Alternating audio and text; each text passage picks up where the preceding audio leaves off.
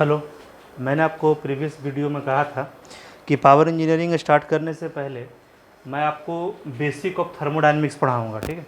अब basic of thermodynamics को जानना इसलिए भी ज़रूरी है क्योंकि पावर इंजीनियरिंग में जो भी टॉपिक्स है वो all are related to the basic of thermodynamics, ठीक है। अब बेसिक ऑफ थर्मोडायनेमिक्स जो स्टार्ट करते हैं हम लोग, सबसे पहला नंबर स्टार्ट करते हैं गैस ला। देखो बालक, ये तीनों जो ला है, बॉयल्स ला, चार्ल्स ला, गैस ला और एक लास्ट में जो एवोगाड्रो ला है, ये बहुत इंपॉर्टेंट है। इससे बहुत ज़्यादा ऑब्जेक्टिव पूछा जाता है, चाहे कोई भी एग्ज़ाम दे लो, यहाँ से ऑब्जेक्टिव आपको पूछना ही पूछना है। आप इसको याद कर जाओ, ठीक है। हम बेसिक में उतना दूर तक आपको लेके चले जाएंगे जहाँ से आईसी इंजन आपका चालू होगा, ठीक है। अब आते हैं हम लोग बेसिक्स में, तो सबसे पहला नंबर जो हम लोग स्टार्ट करते हैं जिसका नाम है गैस ला। गैस ला में हम लोग जो रिलेशन देखते हैं, गैस ला के अंदर जो हम लोग रिलेशन देखते हैं वो थर्मोडायनेमिक के 3 क्वांटिटी का रिलेशन देखते हैं जनरली, जिसका नाम है प्रेशर, वॉल्यूम एंड टेम्परेचर। 3 चीज़ का रिलेशन देखते हैं जिसका नाम है प्रेशर, वॉल्यूम एंड टेम्परेचर। पहला जो ला होता है उसका नाम है बॉयल्स ला। बॉयल्स ला में 2 क्वांटिटी के बारे में बात करते हैं, pressure and volume. Pressure and volume P V is equal to constant. P V is equal to क्या है? कॉन्स्टेंट। पी मतलब प्रेशर और वॉल्यूम को जब कांस्टेंट रखते हैं तो यानी कि हम बोल सकते हैं V is equal to constant upon P, या इसको हम इस प्रकार से बोल सकते हैं, इस कांस्टेंट को हटाएंगे तो यहाँ प्रोपोर्शनलिटी आ जाएगा, तो V directly proportional to 1 upon P। अब इस ला में, बॉयल्स ला में जो होता है वो T कांस्टेंट होता है, T को रखते हैं हम लोग कांस्टेंट रखते हैं। तो इसको इन जनरल में क्या लिख सकते हैं? जनरल का मतलब क्या हो गया कि कोई गैस स्टार्टिंग में इनिशियल कंडीशन में यहाँ है, अब कोई स्टार्टिंग में इनिशियल कंडीशन में गैस यहाँ है, आप इसको टेम्परेचर दे रहे हो, हीट कर रहे हो, तो ऑब्वियसली है कि गैस का प्रेशर वॉल्यूम अपने आप में बढ़ेगा, वो बढ़ेगा क्योंकि इसको हीट करवा रहे हैं। तो इन जनरल हम अब ये भी बोल सकते हैं कि यहाँ पर से हीट करते करते मे बी ये गैस यहाँ तक आ गया, मतलब इस जगह पे पूरे फुलफिल कर लिया, तो इस जगह को यहाँ से यहाँ इसको पहुँचने के दरमियान में बहुत सारा प्रेशर, बहुत सारा वॉल्यूम बदला होगा। लेकिन तो इसीलिए हम लोग जनरली क्या लिखते हैं, इस इन जनरली में हम लिखने का बात आएगा, यानी कि इसको लिख सकते हैं P V is equal to constant, जो यहाँ पर लिखा हुआ था। जनरल में क्या लिखेंगे? यहाँ से यहाँ गैस को पहुँचने के दरमियान में बहुत सारा प्रेशर एंड वॉल्यूम बदला होगा, तो उसी को लिख सकते हैं P1 V1 is equal to P2 V2। Next में जो आपका है वो है चार्ल्स ला। चार्ल्स ला के accordingly V is equal to constant into T, यानी क्या बोल सकते हैं?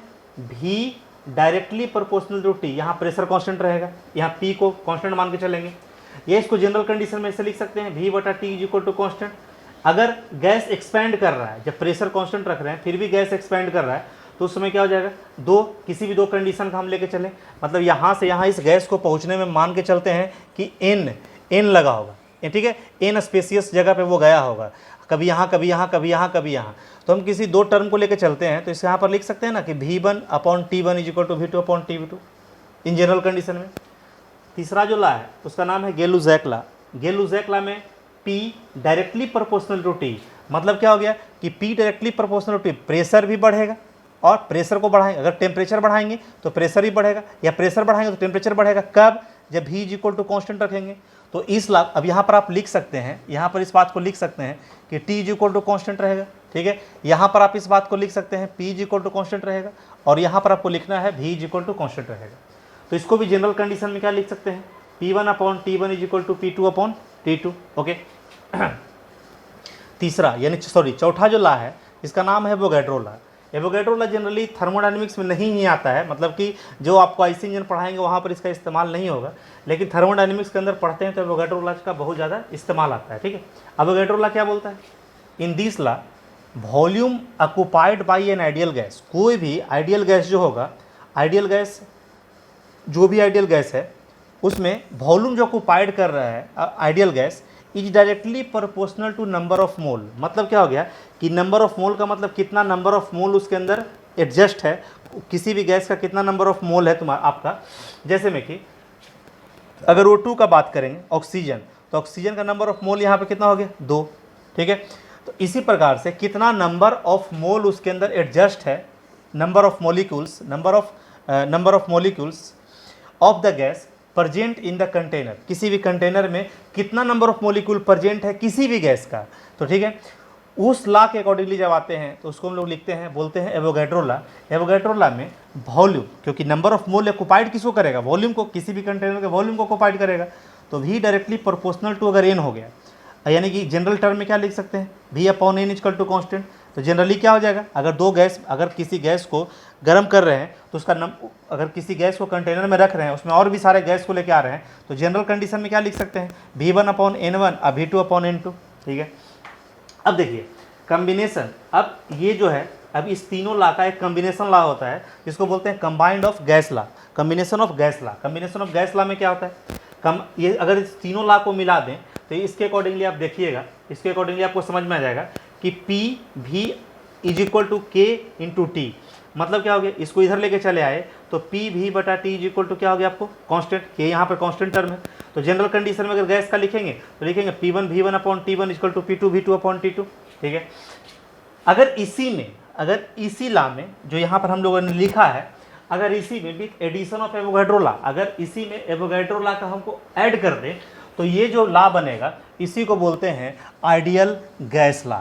वो आइडियल गैस क्या होता है तुम्हारा, आपका PV is equal to nRT। There R क्या है बालक, R जो है यूनिवर्सल गैस कांस्टेंट है। अब इसको निकालते हैं STP टेम्परेचर पर। टेम्परेचर भी मेजरमेंट करने का, टेम्परेचर प्रेशर मेजरमेंट करने का हमारे पास दो पैरामीटर होता है, एक होता है NTP, इसको बोलते हैं नॉर्मल टेम्परेचर प्रेशर, और दूसरा होता है STP, उसको बोलते हैं स्टैंडर्ड टेम्परेचर प्रेशर। अगले वीडियो में जब बताएंगे तो उसमें NTP भी बता देंगे और STP बता देंगे कि इसमें कितना रहेगा प्रेशर टेम्परेचर। ठीक है, इसमें स्टैंडर्ड टेम्परेचर प्रेशर का वैल्यू कितना होगा, ये सारा चीज़ उसके अंदर लिखा देंगे। तो ये समझना है R को जो बोलते हैं, R is known as universal gas constant. Value of R जो होता है 8.314, ये यूनिट बहुत important, joule per kilo mole. इसको आप याद रख लीजिएगा, ये बहुत ज़्यादा इंपॉर्टेंट है, बहुत बार पूछा गया है इस चीज़ को। ठीक है, ये हो गया आपका बेसिक ऑफ गैस लॉ। अब आते हैं थर्मोडायनेमिक सिस्टम के बारे में। अब थर्मोडायनेमिक सिस्टम के बारे में समझते हैं। ये सारा भी बेसिक है, बहुत ज़्यादा डीपली नहीं है, लेकिन उतना कुछ है कि जहाँ से आपको हम अगर आगे बढ़ाएंगे तो आप पूरे तरीके से आईसी इंजन को समझ लीजिएगा। आप इस चीज़ को रिकॉल एक बार कर लीजिए। पता है आप लोग थर्ड सेमेस्टर में पढ़े ही होंगे, लेकिन फिर भी एक बार रिकॉल कर लीजिए। थर्ड सेमेस्टर फोर्थ सेमेस्टर में थोड़ा थोड़ा करके हर सेमेस्टर में पढ़ना है। अब आइए थर्मोडायनेमिक सिस्टम के बारे में समझते हैं। What is the meaning of system, पहले सिस्टम को समझते हैं, सिस्टम क्या है। Thermodynamic system is defined as a quantity of matter or a region in a space upon which attention of concentrated in the analysis of problem। मतलब किसी भी चीज़ को सॉल्व करने के लिए अगर किसी पार्टिकुलर चीज़ पे हमको विशेष ध्यान देना पड़े, उस चीज़ को हम लोग क्या बोलते हैं बालक, सिस्टम बोलते हैं। ठीक है, अब देखिएगा, अब everything external to the system, अगर कोई सिस्टम, किसी चीज़ को हम सिस्टम मान रहे हैं, उस सिस्टम के बाहर अगर किसी चीज़ को मान रहे हैं तो वो कहलाता है सराउंडिंग। वो क्या कहलाता है तुम्हारा, सराउंडिंग, वो आपका सराउंडिंग कराएगा। और वही जो सिस्टम और सराउंडिंग को जो बांट के रखता है, मतलब फर्केट करके रखता है, उसको डिस्ट्रीब्यूट करके रखता है, डिफ्रेंशिएट करके रखता है, उस पार्ट को बोलते हैं, जो सेपरेट करता है उस चीज़ को, उस पार्ट को बोलते हैं हम लोग boundary. That is known as boundary. ठीक है, अब देखिए बाउंड्री में भी फिक्स्ड भी हो सकता है और बाउंड्री में भी मूविंग भी हो सकता है। अगर एक रूम का बात करेंगे तो बाउंड्री क्या हो गया इसका, ये बाउंड्री इसका फिक्स हो गया। लेकिन अगर ऐसा किसी चीज़ का बात कर देंगे, किसी चलती हुई चीज़ों का बात कर देंगे, तो उसका बाउंड्री क्या हो जाएगा, आपका मूवेबल हो जाएगा। यानी बाउंड्री दो टाइप का होता है, एक बाउंड्री फिक्स होता है और दूसरा बाउंड्री कैसा होता है, आपका मूविंग होता है। System and surrounding is combined form called universe. अगर सिस्टम और सराउंडिंग को फर्केट करने वाला, बांटने वाला चीज़ क्या है, बाउंड्री। लेकिन अगर इस दोनों चीज़ों को हम मिला दें तो यही आपका यूनिवर्स कहलाता है। यही आपका क्या कहलाएगा, यूनिवर्स कहलाएगा। अब देखिए, अब यहाँ एक फिगर है, मानते हैं कि ये सिस्टम है, सिस्टम के अंदर बहुत सारा चीज़ हो सकता है। हम इसमें 50 लड़के को रख दिए, अब उसके अंदर जितना भी मूवमेंट हो रहा है वो इसके सिस्टम के अंदर, इस सिस्टम के अंदर हो रहा है। अब इस सिस्टम हो गया और यहाँ से बाउंड्री हो गया, अब बाउंड्री से सराउंडिंग हो गया। तो ये तीन चीज़ को याद रखिएगा। अब समझना क्या है, अब इसी के अकॉर्डिंग सिस्टम को तीन टाइप में बांटा गया। थर्मोडायनेमिक्स में सिस्टम को एक्चुअली तीन टाइप में बांटा गया है। पहला बोला गया ओपन सिस्टम, दूसरा क्लोज सिस्टम और तीसरा आइसोलेटेड सिस्टम। अब ओपन सिस्टम क्या कहता है, ओपन सिस्टम कहता है कि अगर सिस्टम में कुछ भी हो रहा है और अगर ये मास और अपना एनर्जी दोनों सराउंडिंग को ट्रांसफ़र कर दिया, अपना मास भी ट्रांसफ़र कर दिया और अपना एनर्जी भी ट्रांसफ़र कर दिया, उस चीज़ को बोलेंगे, क्या बोलेंगे हम लोग, ओपन सिस्टम। मतलब मास का भी ट्रांसफॉर्मेशन हो गया और एनर्जी का भी ट्रांसफॉर्मेशन हो गया। दूसरा चीज़, अगर मास का ट्रांसफॉर्मेशन नहीं करे लेकिन एनर्जी का ट्रांसफॉर्मेशन कर दे, उस चीज़ को बोलते हैं क्लोज सिस्टम। दूसरा चीज़, ना तो मास का ट्रांसफॉर्मेशन करे और ना तो एनर्जी का ट्रांसफॉर्मेशन करे, उस चीज़ को हम लोग बोलते हैं क्या, आइसोलेटेड सिस्टम। तो ये जनरली 3 टाइप का सिस्टम्स होते हैं, ओपन, क्लोज और आइसोलेटेड सिस्टम। नेक्स्ट क्लास में आपको एनटीपी, एसटीपी के बारे में पता चलेगा, ठीक है। आप ये तो लाभ पढ़े, अब थर्मोडायनेमिक्स का कैसे इस्तेमाल होता है कि जब यहाँ पर जो आप देख रहे हैं, जैसे टेम्परेचर कांस्टेंट है तो इसको कौन सा ला बोलेंगे, टेम्परेचर कांस्टेंट है तो आइसोथर्मल बोलते हैं। यहाँ जैसे चार्ल्स ला है, चार्ल्स ला में आ जाएंगे, यहाँ पर कौन सी पढ़ रहे हैं हम लोग, प्रेशर कांस्टेंट पढ़ रहे हैं तो इसको कौन सी क्या बोलते हैं, आइसोबारिक प्रोसेस बोलते हैं। गैल-लुजैक ला है, इसमें वॉल्यूम कांस्टेंट है तो इसको क्या बोलेंगे, आइसोकोरिक प्रोसेस बोलेंगे, ठीक है ना। उसी प्रकार से एडियाबेटिक प्रोसेस होता है, उसी प्रकार से पॉलीट्रोपिक होता है, बहुत सारा प्रोसेस होता है। वो धीरे धीरे करके 2 क्लास या 3 क्लास लगेगा आपको, हम बेसिक ऑफ थर्मोडायनेमिक्स खत्म कर देंगे, उसके बाद आएंगे हम लोग आईसी इंजन के अंदर।